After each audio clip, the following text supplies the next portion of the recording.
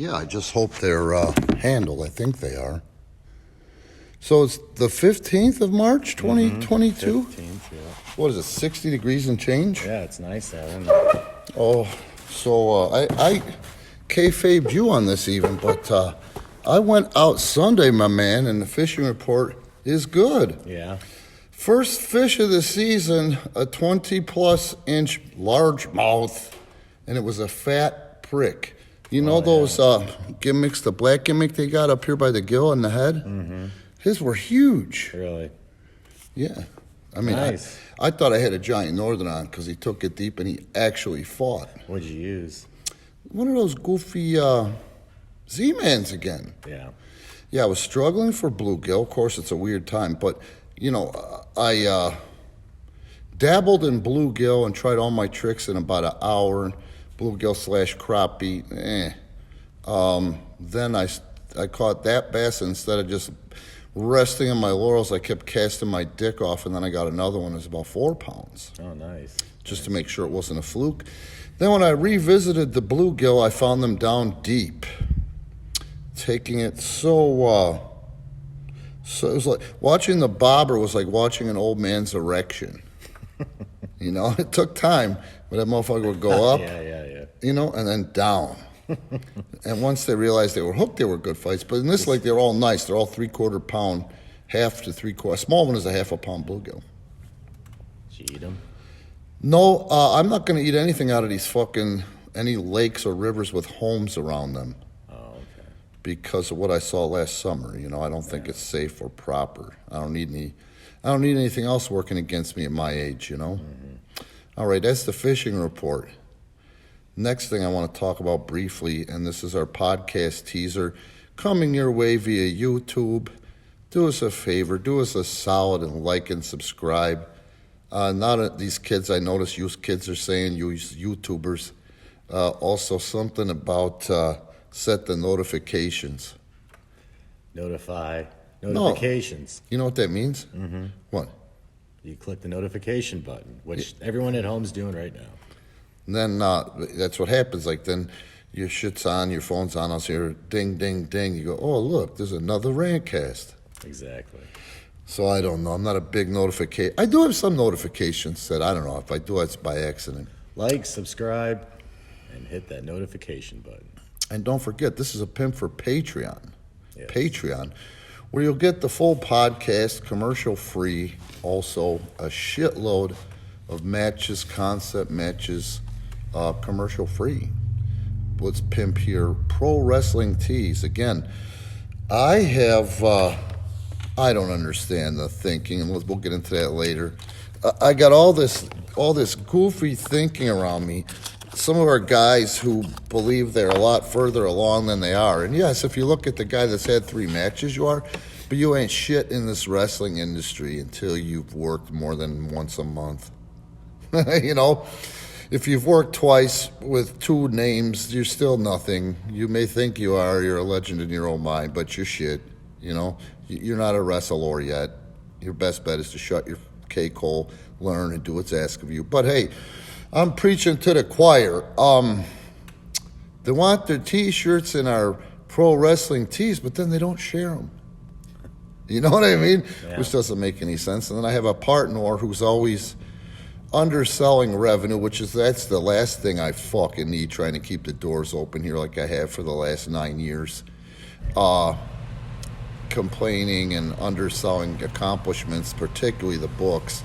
That doesn't come up with anything to market pro wrestling tees. And it's really hard for me because I got my hands full like a motherfucker just trying to do what we're doing here, which is train these guys twice a week, 3 times a week, and then taping and booking matches every Saturday night.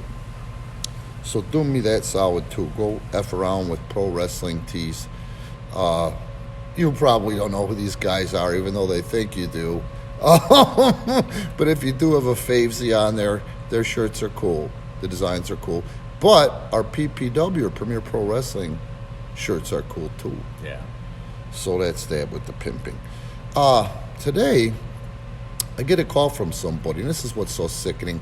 And I saw this coming, man, in 2005 or 6 during the Barry era presidency, Obama, Barry, there is, of course, been a shitload of, in the history of this country and all countries really, unequal shit.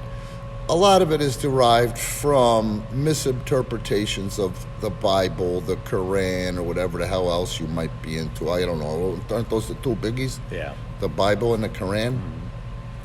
They're misinterpretations about women being less than somehow, you know. Well, let's just say at 2000, this less than is a bunch of bullshit, you know. But anyway, my ex-wife was nuts. I mean, she had emotional and mental fucking disorders, and it was hellacious for me to deal with, okay? But I could deal with that shit. But what I had to deal with was how it fucked with my fucking children, you know? Because I was a single parent while I was still married, man, you know? Just stop bitching. I think anybody that bitches say, I don't care what color, creed, I don't care if you got two vaginas and two peenies, I don't care if you got a peenie and a vagina. If you were unconditionally loved by someone growing up, you have nothing to bitch about. I didn't have that. So, I got a call from somebody that I'm close to.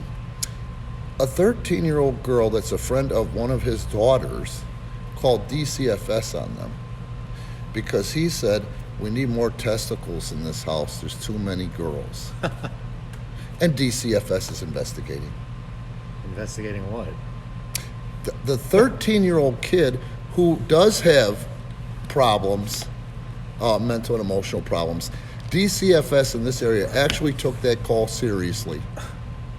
And they're running the gamut on this guy's daughters, his wife, and tomorrow he's supposed to be interviewed. But in the same area, Google it, AJ Friend, F-R-U-E-N-D, Carlos Acosta, you're a piece of shit. You McHenry County Democrat, that's what he's like, the board member of or whatever. You heard about that kid, or maybe you weren't here, that kid that they put him in the tub and burned him to death. No, I didn't. With a hot shower. And Carlos Acosta, the DCFS investigator, did nothing. Wow. He'd been there 3 times and didn't pull the kid, and that was the end result. Jeez. But they got time to go fuck her. They couldn't save that kid's life, but they're going to take the word of a 13-year-old, a minor, who called them a minor who has an imbalance, a proven imbalance, and now open up this can of worms. But just based on that statement, what are they even investigating? That's what I'm talking about. Don't say gay, you know, but I don't understand. Testicles. I don't understand what this world's come to. Testicles. Yeah. You know, unbelievable. So the reason I bring up my ex-wife is the one time, no, more than one time, the only time that woman was functional, high functional, was when I had a lot of money. Not just a little bit of money, but my average daily bank balance for 8 years was 35 grand. You know? That's a decent amount of money because that's after everything's paid for the companies and the home, you know?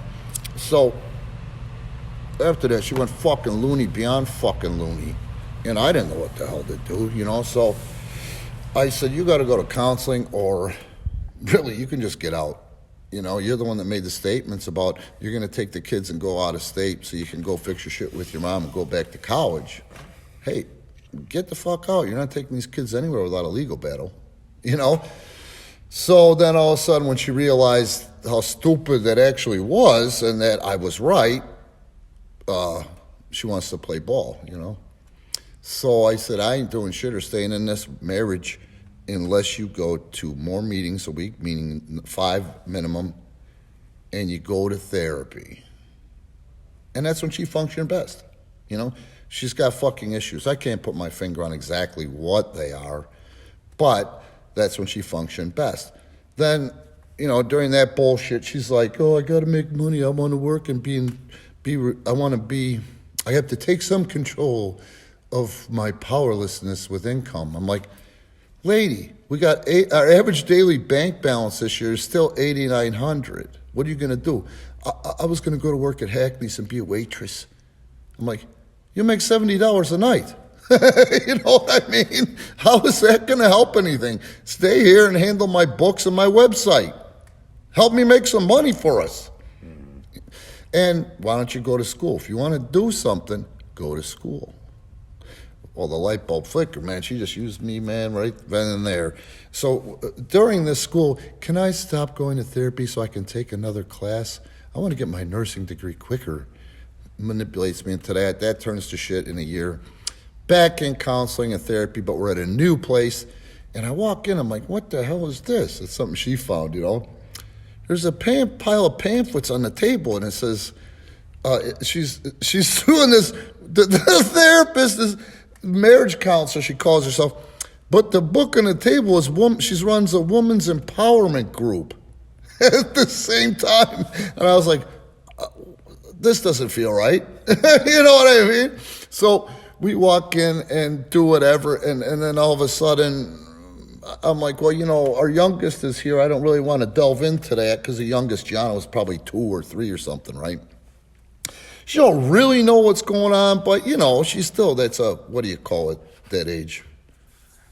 I mean, formidable. You form right. opinions and bullshit. And I'm like, why don't we wait till the other she's kids? Conscious of her surroundings. Yeah. And I'm like, why don't we wait till the other kids are here to delve into that, you know? Now, this is about the time I'm like, yes, I'm accepting that I'm depressed and I'm actually taking pills for it and going to my own counseling for it and seeing a shrink, you know?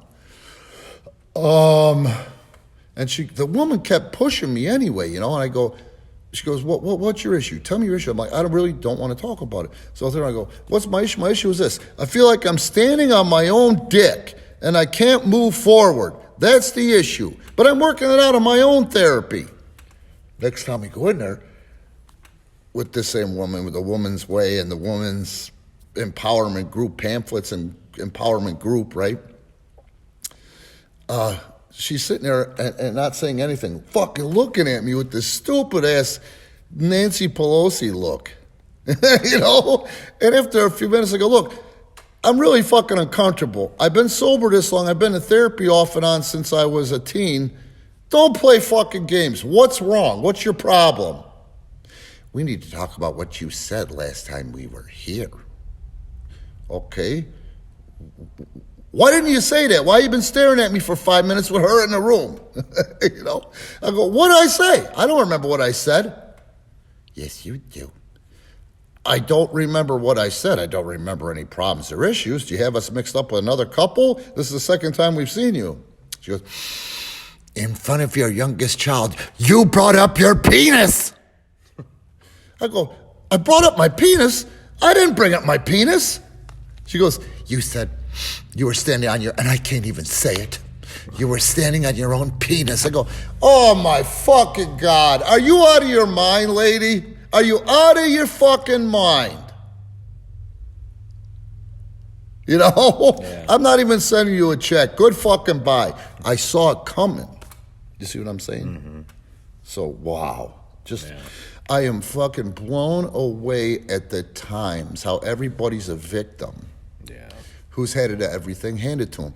If you're educated and oh my, this uneducated, educated shit, man. I mean, if you're educated today, you did the work, don't get me wrong, but you had love and support. I was kicked out at 15. I don't want to hear your bullshit. I definitely don't want to hear your bullshit geared at me. You know? So, that's what I had to get off my chest, a little politics in there, dusted in. And it kind of have to because it pertains to our industry too. It's so funny, dude. You know, I've told you before, like, I block so many different things in people, and even people that I like, because I don't want to see what's going on around the industry, because it's just so awful, you know. And it's not that I'm prejudiced, but it hurts me indirectly. It hurts my business indirectly, because people have to weed through so much garbage for me to appear, for our company to appear. And these once-a-month warriors and these once-a-month promoters, they're not in the wrestling industry, you know. They're the equivalent of softball teams, bowling teams, you know what I mean? Right, yeah. It's hilarious. So now, when I started this thing, some of the same people that were there and made statements about it, I started, I guess it would be 9 years ago, 10 years ago, I started advertising on Facebook. No, I'm not educated. I have a 9th grade education. Fuck you. But I have great reading retention. I used to read a magazine called Business 2.0. Religiously I read the magazine, and I picked up a lot of things in there. But one of the things I picked up was that Facebook advertising was going to be the thing of the future. Yeah. So 10 years ago was what, 2012? Yeah. I said, well, fuck, it makes sense to me. Why go out there and spend all this money on gas and my time and hang flyers myself, which, yes, I do that too, or, I'm not above doing that, but I'm more effective here doing these on Facebook along with them because it's the same principle. Mm-hmm. When you're walking by your shit at Jewel, you see the ad, you see the poster, you see the flyer, or, not Jewel anymore because everybody's pulled the plug on that kind of advertising. It's just horrible. But anyway, so I see these idiots that made all these comments about me, like they told our investors I'm crazy investing all this money in Facebook ads. You know what I mean? Yeah. Now these assholes are trying to run wrestling Facebook ads. But what's so funny is 10 years later, I'm not going to say, because I know some of them listen to this, you fucked up. You don't even realize how you fucked up with your ads. It's just so simple. And this is the difference in why you're clamoring to. And I can imagine the fights between them and their wives and them and their parents trying to be promoters or trying to be indie wrestlers. Yeah. You know what I mean? It doesn't do any good. Just you're burning your money. You're wasting your money. Just go home and you know what? Start buying tickets like you marks used to. That's what you really should be doing. It's a free country, man. God, the state of wrestling is so awful. Imagine if even a third of these indies just went away and accepted their plight. Right. You know what I mean? You don't have it for this. If you did, you wouldn't be dicking around trying to play wrestler. But I'm not even going to tell you, your ads aren't performing real fucking well, and they're not going to produce any tickets, and they're sticking to the shit they got the one idiot here that we gave the first participation trophy, and this show across town Saturday is resting on him, and this dummy, he will sell 30 tickets, but even if they filled that building, it's a loss. They couldn't make money on that event. And then the other guy that left here that wanted to go out there and sow his indie oats, this is his hometown too. He's in the back of the poster behind the fat guy. Picture about that big because he can't sell no tickets. You know what I mean? And I can see him butt dancing saying, well, my friends don't buy tickets in advance. They'll be there though. Well, let's put a little picture of you back there anyway. That's how these idiots are rewarded, is how big and where their photo is on the little flyer or poster, on the Facebook ad that they don't even realize the two simple things that they did wrong. They're so simple. I mean, what a waste of money, whatever they spent. And it's hilarious to me,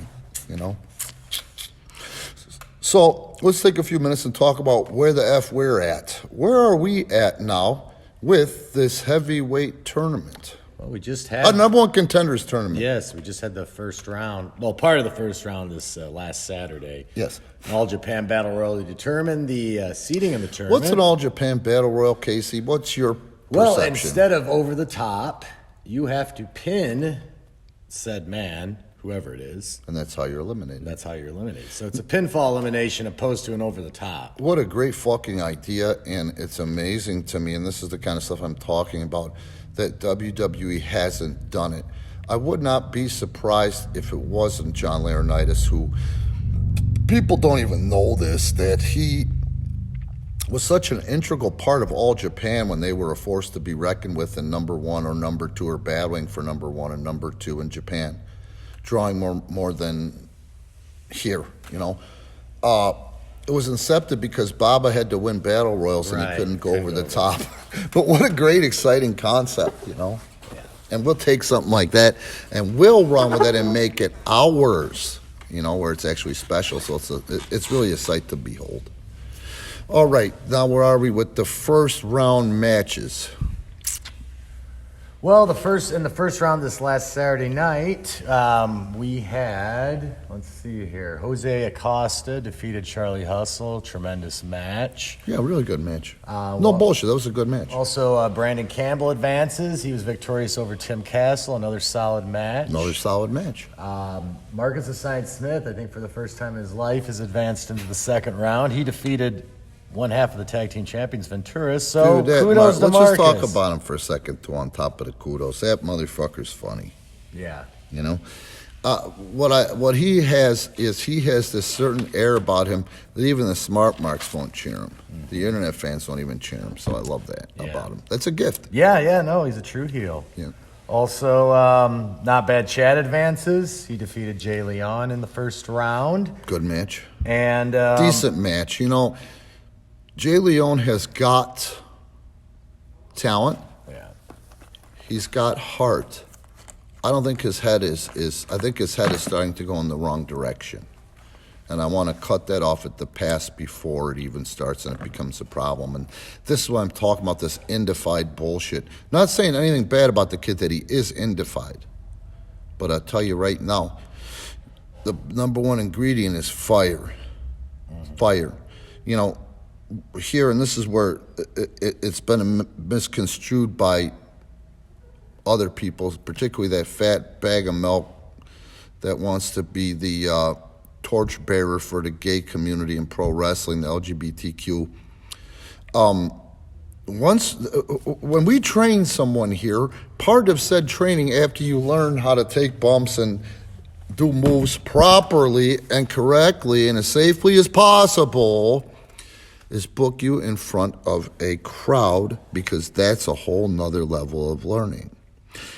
Technically, could you say you're a wrestler? Yes, but guess what? You fucking shouldn't. Don't worry about your silly shit. You worry about going out there and getting done what you were asked to do. Go out there and do what you're supposed to do as a wrestler solidly.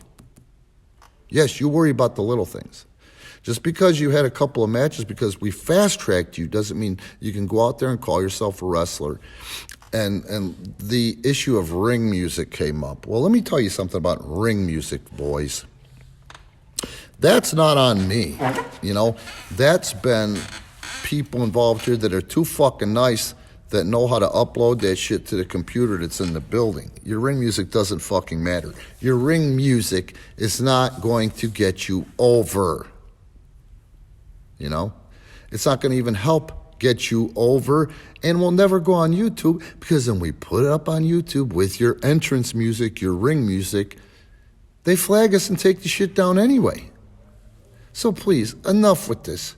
I don't care if it's Casey fucking rap farting or battle rap farting for your entrance music. Get the fuck in the ring and start working. You know? And please proceed. And the final first round matchup, Jesse Danger defeated the man who's still in a slump, Matt Vine. He had a little glimmer of hope there, didn't With the he? All Japan Battle Royal. He should be the Chipotle spokesperson, Matt Vine, you know? He loves Chipotle. That was a tremendous match, by the way. An excellent showing by Jesse Danger, Matt Yeah. Vine. So close to breaking the slump, but yet once again. This is a shoot. My father said it, I don't know how many years ago when he met Matt. He said, poor Matt. Matt smells it, but he just can't find it. Every week he's within an eyelash of victories, and yet comes up short. Yep. Well, what's that fucking thing? You reap what you sow. You know what I mean? Maybe someday he won't be a slave to the ego and he'll get it. He'll find it, you know, instead of just smelling it. Yeah, you know? we'll see. Is that it for the... Yeah, that was... Then you had Adam versus Pancho. Okay. Yeah, Adam Rosencrantz. So Adam Rosencrantz, he is going to have his first round match this week. Yes. Last week, Sensei wrestled Milad Akbar, and that match will go up on 15-minute time limit YouTube. draw. Good match. Good match. So that would mean that who's left for the first round? You got Adam, you got Milad, you got Sensei, And Slick Willie. and Slick Willie.